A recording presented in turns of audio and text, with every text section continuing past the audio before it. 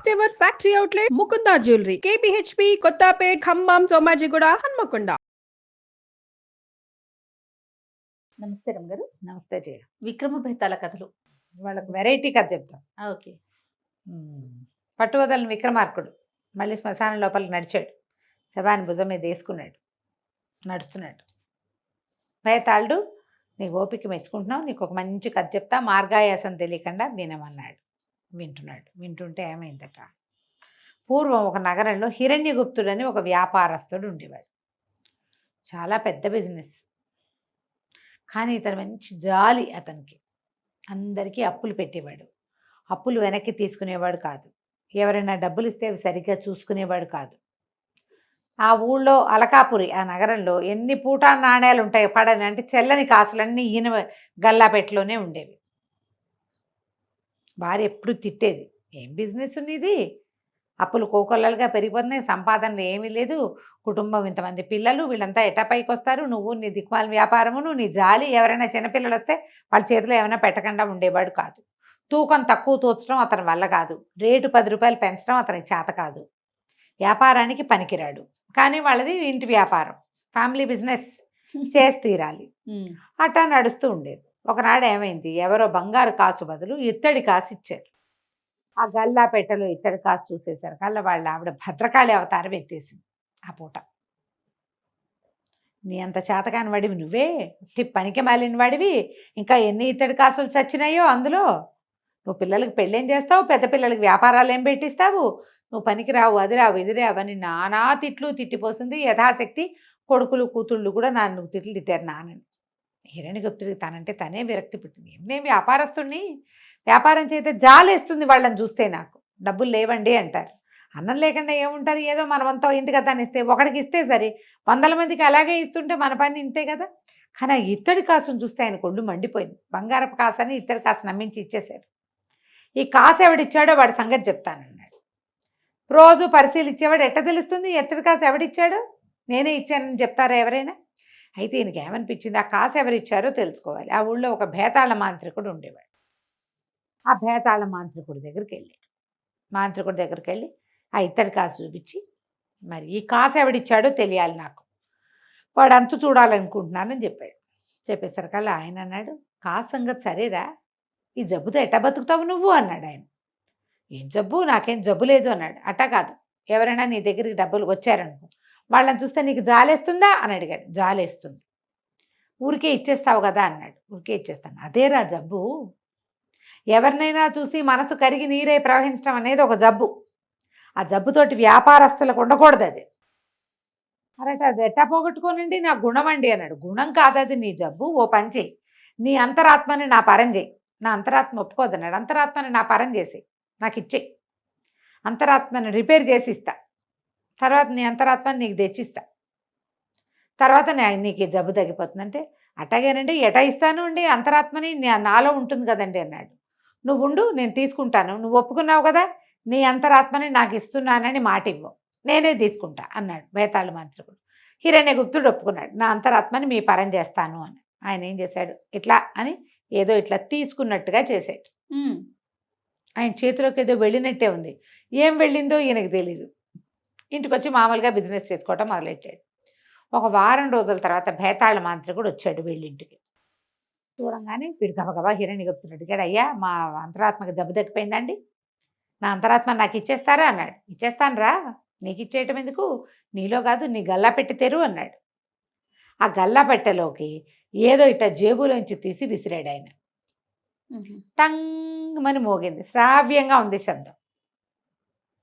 దాన్ని అక్కడే ఉంచు, నీ అంతరాత్మ నీలో ఉండకూడదు, గల్లా పెట్టెలో ఉండాలి, అక్కడ ఉన్నాయి అన్నాడు. సరే ఆయనకి వెళ్ళిపోయాక ఈయన మెల్లిగా డ్రావర్ ఓపెన్ చేసి చూస్తే అది ఎంత ఉంది, చిన్నగా బటన్ వేలు అంతుంది. అలా ఇంత బంగారపు రంగులో ఉండి ఆ గల్లాపెట్టెలో ఉన్న నాణ్యాల మీద నాట్యం చేస్తూ కనపడుతోంది తన అంతరాత్మ. బంగారపు రంగు ఎంత బాగుందో, ఆశ్చర్యపోయాడు. అందంగా ఉంటుందా నా అంతరాత్మ అన్నాడు. గల్లాపెట్టె తోసేసాడు లోపలికి. ఇక ఆ రోజు నుంచి ఆయన వ్యాపారం మామూలుగా లేదు. చచ్చిన పిల్లికి బిచ్చం పెట్టేవాడు కాదు, వ్యాపారం బాగుంది, బ్రహ్మాండంగా పిల్లికి బిచ్చం పెట్టేవాడు కాదు, ఎవ్వరికి అరువివల. 3 పూలు 36 కాయలు. ప్రతిదీ చూసుకోవటం. ₹1 తక్కువ వస్తే రూపాయి ఇస్తే గానీ సరుకు కదలదు. అంతకుముందు ఏం చేసేవాడు, ₹10కి ₹9 ఇచ్చినా ఒప్పుకునేవాడు. ఇప్పుడు ఒప్పుకోవట్లేదు. ఆహా, ఒప్పుకోకుండా క్రమంగా రోజులు గడిచే కొందుకు ఏమైంది, ఈయన అంతరాత్మ పెరిగిపోయింది. ఆ గల్లాపెట్లో పట్టటలా. అక్కడి నుంచి ఏం చేశాడు, పక్కన సరుకుల కొట్టు ఉంటుంది కదా, ఒక కొట్టులో ఈ అంతరాత్మని తీసుకెళ్ళి పెట్టాడు.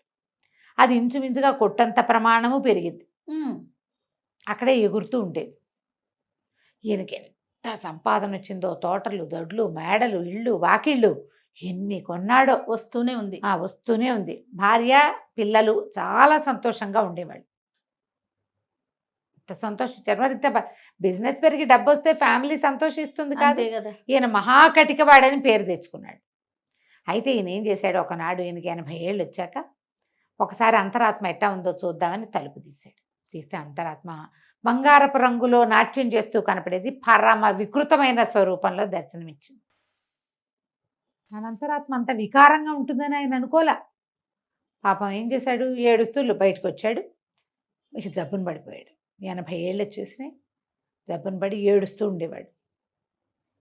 ఏడ్చి ఏడ్చి ఓ రోజు మరణించాడు. ఇటు కేకలు పెట్టాడు, నా అంతరాత్మని వేతాళ మాంత్రికుడు నన్ను మోసం చేశాడు, నా అంతరాత్మ నన్ను మోసం చేసింది, నా కోసం నరక ద్వారాలు తెరుచుకునే అదిగో అదిగో యమభట్లు వస్తున్నారు, నా నా నా అంతరాత్మ ఇంత వికారంగా అయిపోవడానికి ఆ బేతాళ మాంత్రికుడే కారణము, నాకు స్వర్గం లేదు, నా బతుకు నాకు నరకమేనని ఏడుస్తూ చనిపోయాడు. ఈ కథ చెప్పాడు బేతాళుడు విక్రమార్కుడు. ఇప్పుడు అడిగాడు, విక్రమార్క, ఎందుకు ఇంత దుఃఖపడ్డాడు హిరణ్యగుప్తుడు? అతని అంతరాత్మ అలా ఎందుకు అయిపోయింది? బేతాళ మాంత్రికుడు నిజంగా మోసం చేశాడా? అయితే విక్రమార్కుడు అన్నాడు, బేతాళ మాంత్రికుడు ఏం చేయలే, అతను చెప్పిందే చేశాడు. ఇతరులను చూసి జాలి పడిపోయే గుణం ఉన్న హిరణ్యగుప్తుడి అంతరాత్మకి జాలి పడకూడదని నేర్పించి పంపించాడు అంతే. చెప్పింది చేశాడు, అందులో మోసం చేయటానికి ఏముంది? అంతేగా. అతనేం మోసం చేయలే. ఇక్కడ తప్పేదైనా ఉంటే హిరణ్యగుప్తుడి తప్పు. తన అంతరాత్మని బేతాళ మాంత్రికుడు పరం చేయవలసిందే కాదు. ఎవడి అంతరాత్మని వాడు బాగు చేసుకోవాలి. నీ బుద్ధిని ఇతరుల పరం చేస్తే ఇతరుల రకంగా అవుతావు నువ్వు. అంతే అంతే కదా. ఇప్పుడు తప్పేవరిది? అతను చెప్పాడు ముందే, నేను మార్చిస్తాను, నీ గుణం మారుస్తాను అని. నా గుణం మార్చద్దు, నేను ఇటగే ఉంటా అంటే నీకు స్వర్గద్వారాలే తెరుచుకునేవి. నరక ద్వారాలు తెరుచుకోవడానికి బేతాళ మాంత్రికుడు ఎంత మాత్రమూ కారణం కాదు. తన దగ్గరకు వచ్చిన వాడికి వాడు జబ్బు తగ్గించాడు అంతే. తప్పంతా హిరణ్యగుప్తుడిది. అతని తాలూకు అంతరాత్మ మెత్తగా ఉండటము అతనిదే తప్పు. అది కరుకు బారిపోవటానికి, ఇతరుల పరమయ్యి మళ్ళీ మారిపోవటానికి కారణము ఇదే. అంతేగాని ఎవరిది తప్పు లేదు. వ్యక్తులు ఎప్పుడు కూడా తమ అంతఃశుద్ధిని తమే చేసుకోవాలి. వాడన్నం వాడు తింటే వాడికి ఆకలి తీరినట్టు ఇతరులు తింటే ఆకలి తీరుతుందా? ఎలా తీరుతుంది? అలాగే అంతఃశుద్ధి కూడా ఎవరిది వాడిదే. నేను ఇంత జాలి పన్ను ఇంతే పడతాను అని ఏదో లెక్క పెట్టుకుని జీవితం గడపవలసింది, కానీ ఎవడో వచ్చి రిపేర్ చేస్తాడని వాడికి ఇవ్వకూడదు. అప్పుడు వాళ్ళ రకంగా అవుతావు నువ్వు, క్రూరంగాను ఇంకోటిగాను అన్నాడు.